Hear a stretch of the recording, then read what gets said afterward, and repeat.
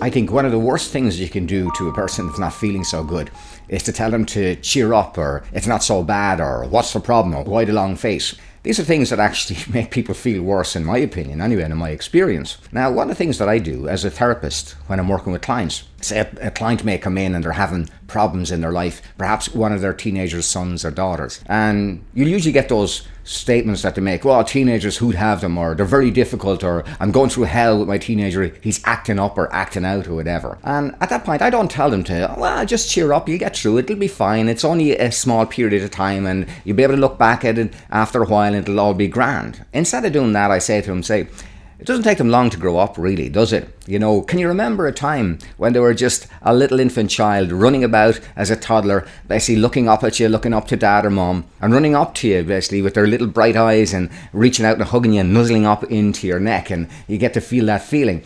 And the reality is, within moments, you see the most hardened point of view basically starting to soften, and the person starting to lighten up, and they begin to say, well, yeah, really, he's not that bad, or she's not that bad after all.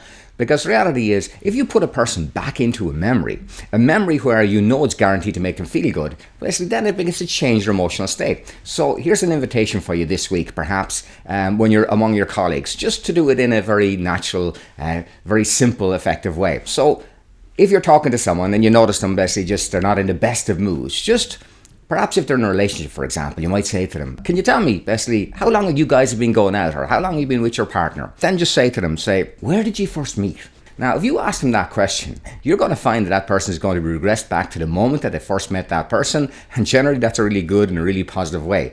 And then get them and let them talk about that, and you begin to find that they lighten up and brighten up. So you don't have to get them to cheer up by telling them to cheer up, just put them into a memory that actually you know is guaranteed to make them feel good. Not to try to force it on them, just ask them a question about it. When did you first meet? That's literally is spontaneous age regression. And you begin to notice that they will lighten up, they will brighten up, they will soften up, and they'll begin to feel good. And the curious thing is, as you get them to feel good, the byproduct is you get to feel good too. Now, if you like this idea, if you like the idea of learning how to generate good feelings in yourself and others, why not join us on the upcoming Happiness Habit? We'd love to see you there.